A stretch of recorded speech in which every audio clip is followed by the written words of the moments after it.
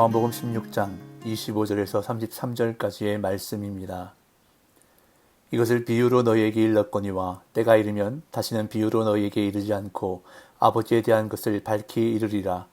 그날에 너희가 내 이름으로 구할 것이요 내가 너희를 위하여 아버지께 구하겠다 하는 말이 아니니 이는 너희가 나를 사랑하고 또 내가 하나님께로부터 온 줄 믿었으므로 아버지께서 친히 너희를 사랑하심이라. 내가 아버지에게서 나와 세상에 왔고 다시 세상을 떠나 아버지께로 가노라 하시니 제자들이 말하되 지금은 밝히 말씀하시고 아무 비유로도 하지 아니하시니 우리가 지금에야 주께서 모든 것을 아시고 또 사람의 물음을 기다리시지 않는 줄 아나이다. 이로써 하나님께로부터 나오심을 우리가 믿사옵나이다. 예수께서 대답하시되 이제는 너희가 믿느냐?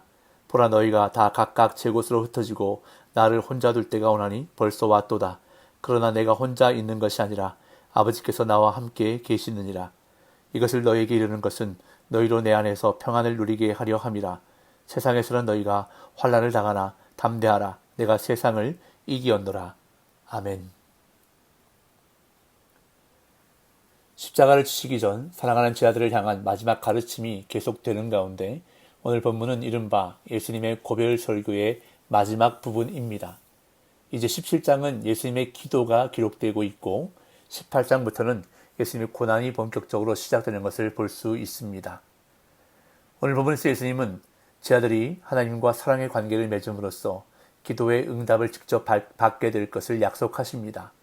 이에 비유가 아니라 직접적인 설명을 들은 제자들이 예수님에 대한 확신을 고백하자 예수님은 그들에게 환난 중에도 평안하고 담대할 것을 명령하시는 것이 오늘 본문의 내용입니다. 먼저 예수님은 이제까지는 비유로 말씀하셨으나 때가 되면 밝히 이르겠다고 말씀하십니다. 25절입니다. 이것을 비유로 너희에게 일렀거니와 때가 이르면 다시는 비유로 너희에게 이르지 않고 아버지에 대한 것을 밝히 이르리라.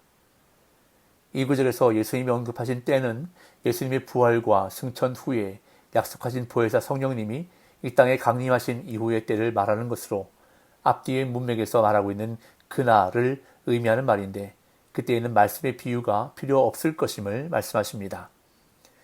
예수님께서 비유를 사용하시는 이유는 사람들이 하나님에 대한 말씀을 제대로 이해할 수 없기 때문인데 성령님이 오시면 모든 것을 밝히 보이실 것이기에 비유가 필요 없게 된다는 것입니다.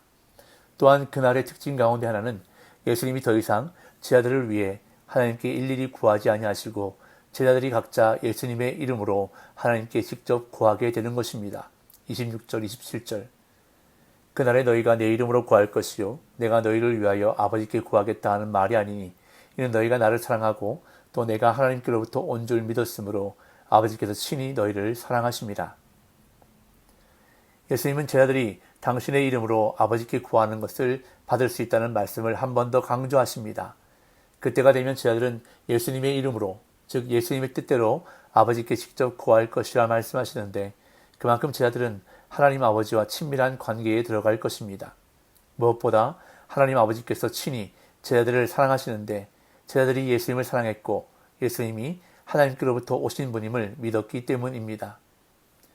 갈릴리 가나에서 예수님이 물로 포도주를 만드시는 표적을 행하셨을 때 제자들은 처음으로 예수님을 믿었고 그 이후로 지금까지 예수님을 믿어왔으며 또한 예수님의 부활 후에 그들의 믿음은 더 성장할 것입니다.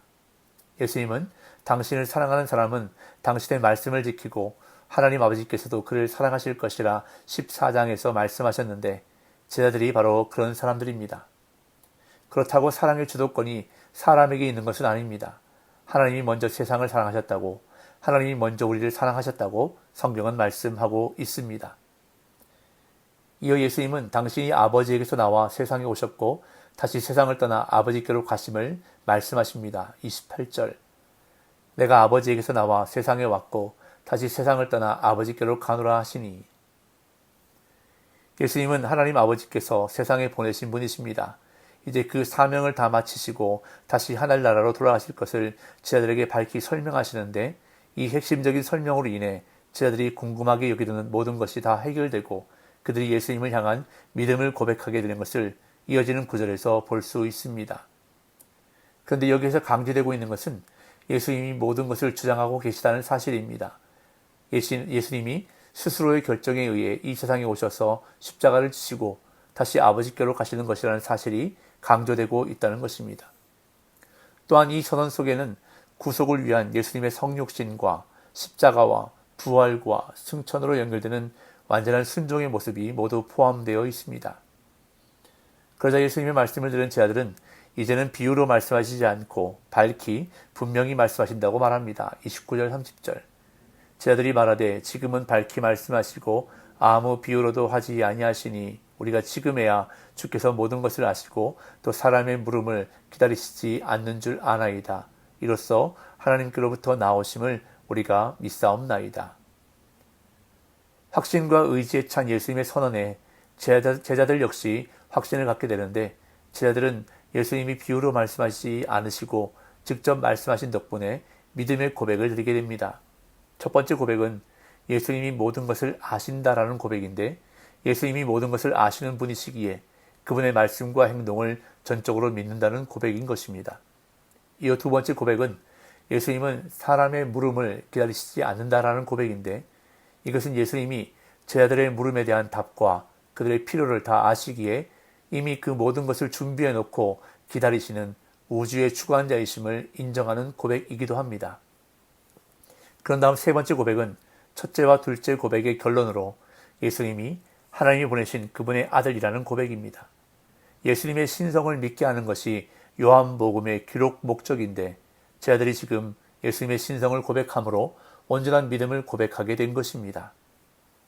그러자 제자들의 고백을 들으신 예수님은 그들에게 이제는 너희가 믿느냐라고 물으십니다.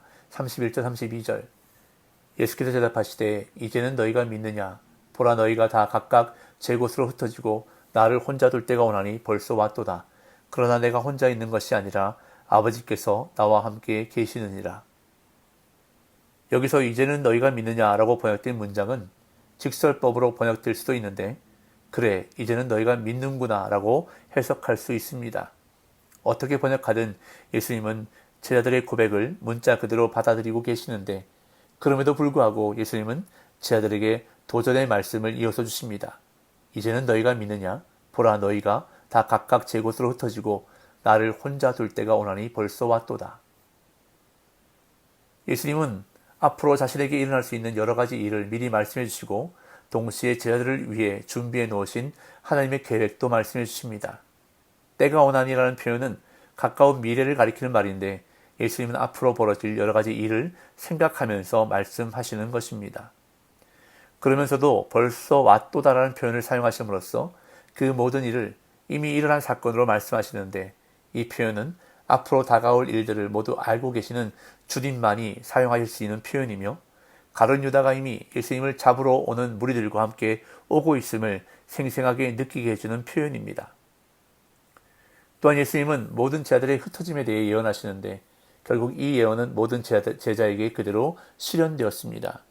심지어 베드로와 요한 역시 자기 갈 길로 흩어지고 그 결과 예수님만 혼자 남겨지게 될 것입니다. 그렇지만 예수님께 최고의 위로가 되는 것은 아버지께서 나와 함께 계시느니라 라는 사실임을 말씀하십니다. 이어 예수님은 이 모든 것을 가르쳐주시는 궁극적인 목적을 말씀하십니다. 33절. 이것을 너에게 이루는 것은 너희로 내 안에서 평안을 누리게 하려 함이라. 세상에서는 너희가 환난을 당하나 담대하라. 내가 세상을 이기었노라.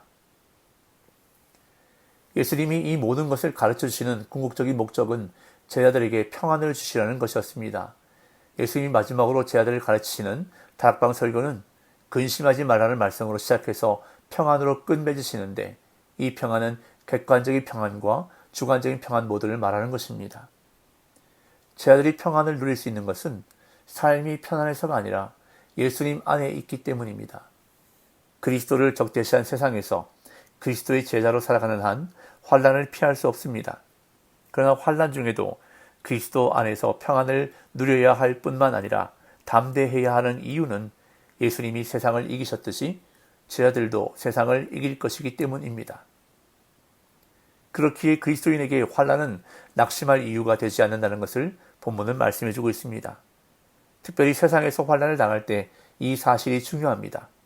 믿음의 대상을 제대로 아는 것이 고난 중에 있는 성도의 능력입니다. 예수님은 제자들이 세상에서 당하게 될 환난을 아셨지만 그들에게 담대하라고 말씀하셨습니다. 예수님이 세상을 이기셨기 때문입니다. 인생의 고난이 찾아올 때 우리가 믿는 분이 누구신지를 기억하십시오. 그리고 세상을 이기신 예수님의 이름으로 담대하게 기도하십시오.